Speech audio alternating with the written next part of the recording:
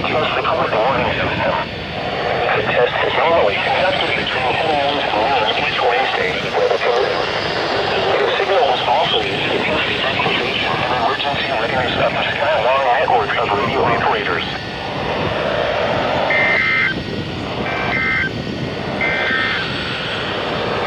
Alright, so the perfect activation streak ended because these two didn't go off.